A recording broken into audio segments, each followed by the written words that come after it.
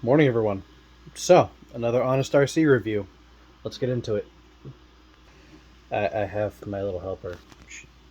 Come on. So, today's review is the Losi Baja Rey. Not the Super Baja Rey, the Baja Rey. 10th scale, not the 6th scale. Still a big old truck anyway. So, what you see here is basically a lightly modified Losi Baja Rey. Haven't done anything with the body aside add a couple of stickers, and some lights. And the things I've really done to this thing are, like I said, the light kit.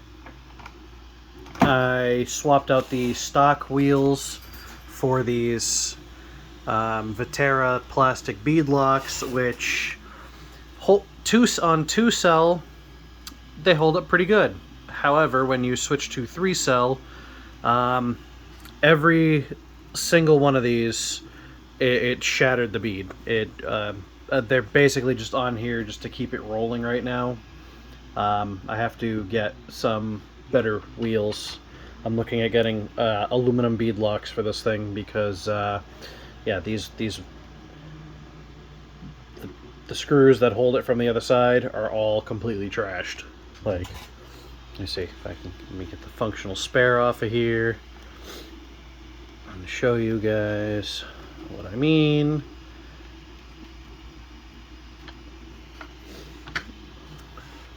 So, behind here, there's 6 screws that hold it together, right? This is the only one that survived, the functional spare.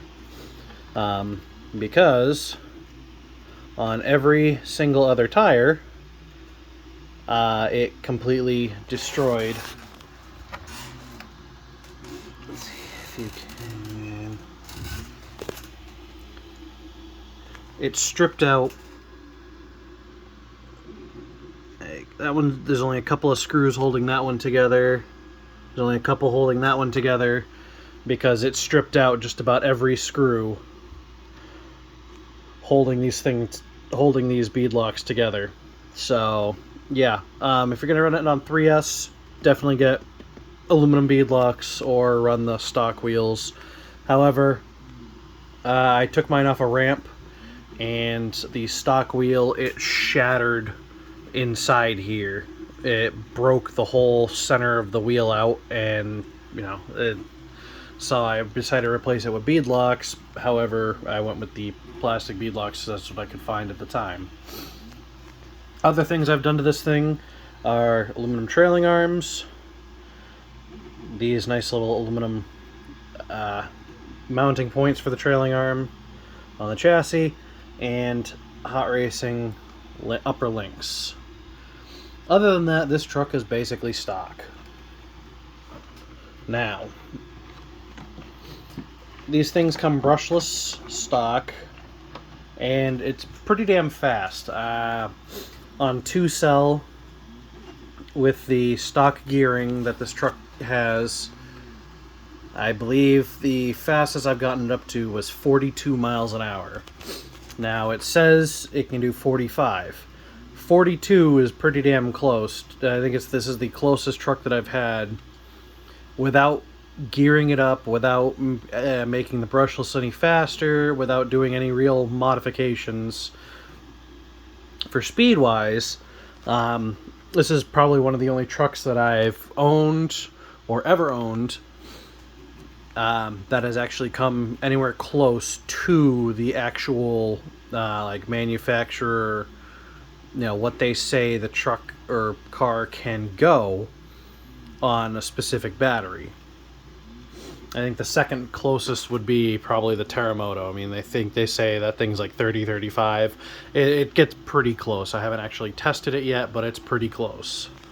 But I was able to test this using a GPS on one of my phones. When I still had my old phone, I had it, just electrical taped to here. So that way it was held in place, and it hit 42 when it says, out of the box 45. So it's pretty damn close, and I'm pretty happy with that. And then I got a 3-cell battery and tried to see what it could do. And like I said, these tires are now, the wheels are junk. I got to get new wheels. These are the stock tires. I just reused the stock tires because I liked what they can do. Out of the box, these tires work pretty well, very well on clay. They hold to clay really well.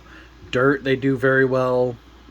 Sand, loose sand, I mean, they're kind of average. Throws up a massive rooster tail in loose sand. Your average yard driving, like grass or even like asphalt in a driveway, or up and down the street with the blacktop, they do pretty well. So the stock tires are pretty good. I think they're good, so I use them. Now again, I did some minor upgrades to the rear. The only other thing that I really want to do is I want to fill this fake gas tank back here. You can see it. That fake fuel cell, I want to fill it with stick-on lead wheel weights because it is very front heavy. If you look at the design of the truck, it looks pretty balanced. However, there's a lot of weight up front here. Let me flip it to the side so you can see. Most of the weight is here. I think, there we go. So the front diff, the whole chassis, and the majority of the electronics, like right here is the motor, the gears, all the heavy stuff is here. So I think it's like is like 70% of the weight is up front.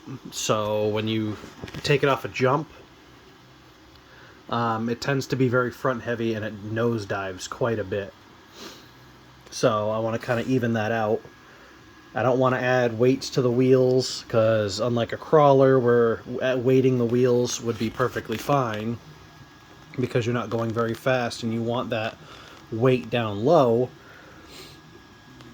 or even like, I might try and find a heavy, like a aluminum case for the rear axle, because that add a little bit of weight compared to the plastic.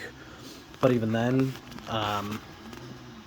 filling this with stick-on lead wheel weights would help balance it out a little bit more. I don't want to add too much weight, but I want it to be pretty even when I take it off of jumps during races. I have raced this thing before, and it did pretty well. If I hadn't experienced a battery failure, I would have taken first.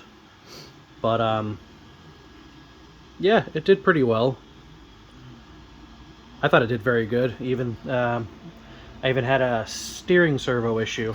During one of the heats, it came down on the front a little too hard off of a jump, and the servo horn skipped a couple of teeth. So I had to pull it apart real quick, track side, and slip the servo horn back to the proper position, and I was able to continue. And then the battery died, or was dying. It was on half-life throughout the second half of the main. But I mean, can't really fault the truck for the battery running out when I forgot to charge it. So, but yeah, a little light was falling out. But anyway, there really isn't a whole lot of issue with this truck, this chassis. I mean, it's solid. It's very well built. As you can see, it's taken some pretty hard landings on. It's a little beat up. I mean, even the stock plastic A-arms, they've been being chewed up a bit. And this thing just keeps on ticking. It handles the abuse. It goes like hell. Battery door. You know, I very much like the design. Keeps the battery safe, keeps the battery protected. And I mean, just the look of the truck and chassis is awesome. I mean, the trophy truck style, I love this style truck. The solid rear axle, the independent front suspension, it just looks awesome. It looks scale. And the functional spare tire that came from factory, I mean, it came with a full functional spare. I mean, it really can't go wrong. Now, this thing came in with the advanced vehicle control, the AVC for the Spectrum radios installed, so if the truck rotates in the air, the tires automatically in the front, they adjust, they turn to adjust for landing, or if the truck is sideways, it'll automatically counter steer slightly. It's a really cool feature, and it helps keep this thing under control quite a bit because, you know, especially on the loose surfaces, this thing can get a little tail happy, and it's just very fun to drive. Now, I really don't have any complaints with this truck.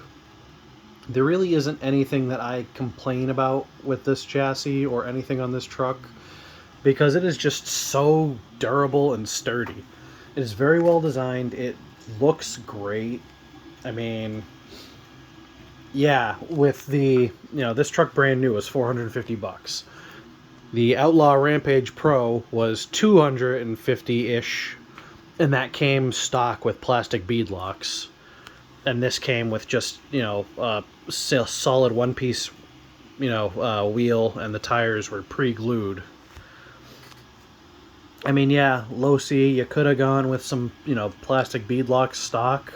However, it's not a deal breaker. I mean, it came ready to go with fully adjustable suspension. Yeah, those shocks came on the truck. Now, eventually, I may adjust that bottom part of the shock there, bring it forward, and add a second shock in sequence, so it'll have twins in the rear, but without the spring, so it'll just kind of act as a damper. I've seen a few people do that on one of the Facebook pages for, you know, the Baja and the Super Baja Rey specifically.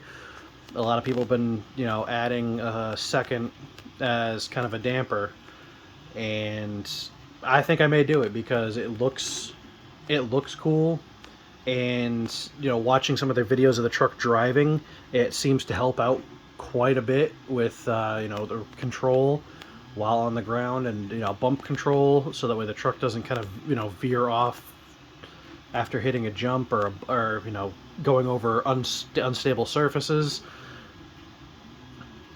Now, looking at the interior, it's just kind of your basic formed interior. You know, your driver, your co-pilot. Kind of adds to the aesthetic of it being a trophy truck. Now, these things, you can still get them. They actually, Losi just released the version 2, and not only does it have kind of the stock generic truck body, but it also has a special licensed Ford F100 body now too, which, if you know, you've seen my channel enough, you know I don't like Fords. I'm a GM guy. Chevy, Chevy, Chevy, Chevy, Chevy. There's another Chevy back there. Another Chevy down there. Another Chevy over there. So that's one thing I'm still trying to find, is a suitable replacement for the body. Now, don't get me wrong, this body looks great. However, I kind of want to make it into, you know, I want kind of like an 80s K10, or, you know, something along those lines, or even a 90s, or like an OBS Chevy pickup trophy truck body. I may just end up printing one, but who knows. That would be a little hard to mount, seeing as how the body in the front here is these 4 little screws, along with 2 screws on each side. The centerpiece is 4 screws up top with, you know, the 4 screws on the side. These 2 screws to the bolt to here, and these 2 hold it here. And then the back, each back section has 3 screws, along with also being held by these 2 here. So there's a lot of mounting points for a body. Now, would I utilize all of them? Probably not for an aftermarket body, but, you know, I'd have to see for, you know, what I could do for a replacement. Now, I've seen some people take short course bodies and make them fit. However, my ECX Torment is just sitting here. I got the front wheels kind of lined up, just kind of how it sits. And yeah, it's the short course bodies are just a bit short, a little short for what it, you know, would be. So I think a short course body is out of the question unless I were to leave the rear section on or get new ones of these, and then, you know, take one of these, get like one of the Chevrolet ones and cut it right about here, kind of make the line match, and then mount that. Then it wouldn't be so bad, but still. Short course bodies are just a bit short. Now, looking at it from the top, it would be wide enough. But overall, I guess the only real complaint I have about this truck is the lack of bodies, or lack of readily available just bolt-on paint and go bodies. Because it's such a unique design, you really can't, you know, I guess they could if they wanted to, but cutting into 3 sections and making it so that way you can be able to use the original bolt pattern to mount the body, I guess you really can't do a whole lot. But I mean, hey, that's my biggest complaint then. I mean, this is a great truck. I would definitely give it a total, out of a total score of 10, I would give it a 9.5 out of 10 rating, because I mean, just look at that thing. The suspension travel on this thing is ridiculous. It looks cool going over bumps. 9.5 out of 10. Would definitely suggest grabbing one of these, or even the newest version. Either way, I mean, it's just such a fun truck, and it takes the abuse, and it'll put a smile on your face just watching it. You know, if you can get a GoPro or something mounted here, sticking out, so that way you can and have it facing either the front or rear suspension while you take it off-road, and just watch the suspension articulate like a real trophy truck. I mean, it's just so cool what you can do with this thing. So, I mean, yeah, I would definitely recommend. 9.5 out of 10. Price is a little bit more than what your average enthusiast can handle. I mean, this one brand new, like I said, was $450, and that's the reason why, you know, I don't buy most of my trucks brand new, is because some of the prices for some of these really cool ones are a bit up there, either brand new or either like some of the older ones now are getting up there. So, thanks for sticking around to the end of the video. If you enjoy this kind of content, feel free to like and subscribe, and hit that little notification bell to be notified about all my newest videos. If you have any questions, feel free to reach out in the comments below, or if you look in the description, links to any and all social medias will be provided, along with an email to me directly. So if you have any questions about something in particular with any of the trucks that you see on the channel, if you want to go into detail with something, you know, specific, feel free to reach out and ask away. Or you could also just drop that in the comments below. Stay tuned and have a good day.